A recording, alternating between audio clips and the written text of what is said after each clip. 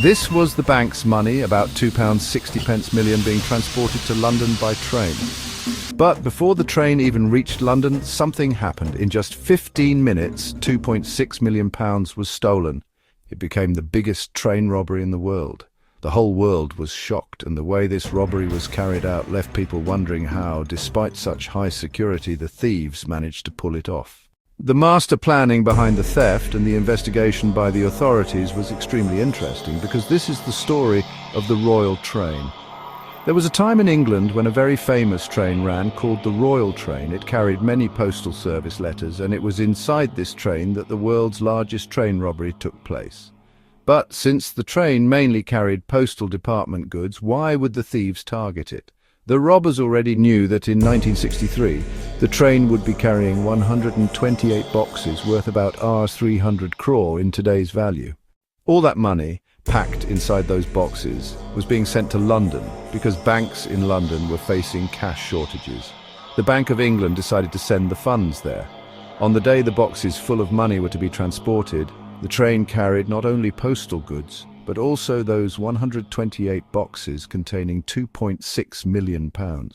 In England, there was a thief who had committed small robberies in several cities. His gang had 3 more members.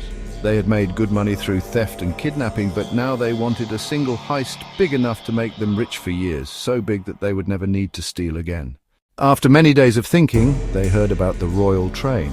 They learned that money was transported on it several times, but they didn't know the exact schedule. So they began planning what became known as the Great Train Robbery. First, they needed to find out when the train would next carry money. For that, they needed insiders, people experienced in train robberies who had never been caught. Soon, they found 3 such men. Now the gang had 7 members. They recruited a train driver and also a technician who could change railway signals.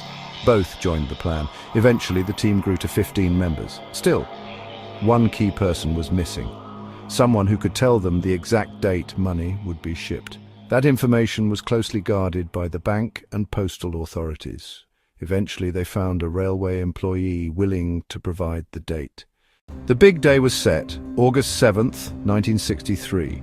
A man from the railways told them that a train would leave Glasgow at 7 p.m. and reach London around 7 a.m., carrying 12 carriages, 2 of them with 92 postal workers counting letters, and 2 others with 128 boxes holding £2.6 million. When the robbers got this information, they perfected their plan. Around 3 a.m., when the train was about 40 miles from London, they would stop it at a place called Cheddington.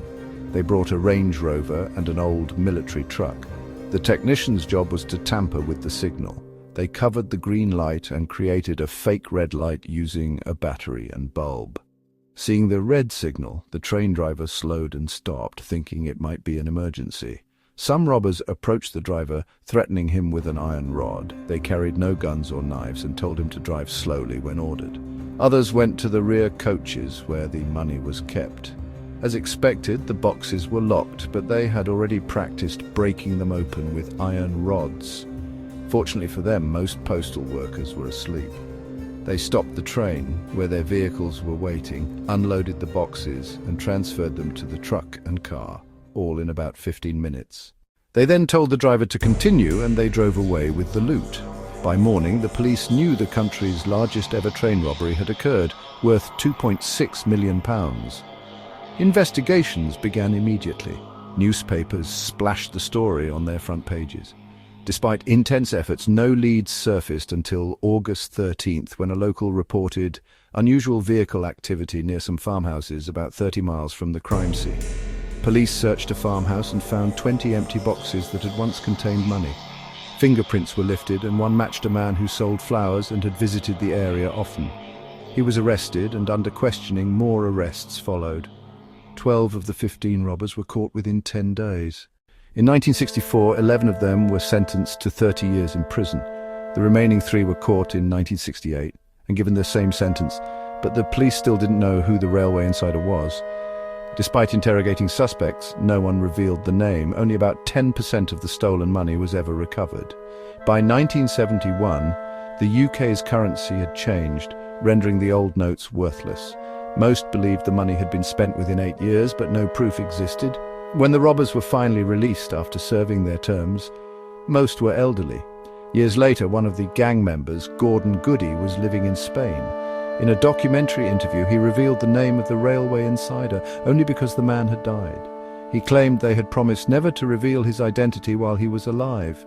To this day, what happened to 90% of the stolen money remains a mystery, and no train robbery bigger than the Great Train Robbery of 1963 has ever occurred.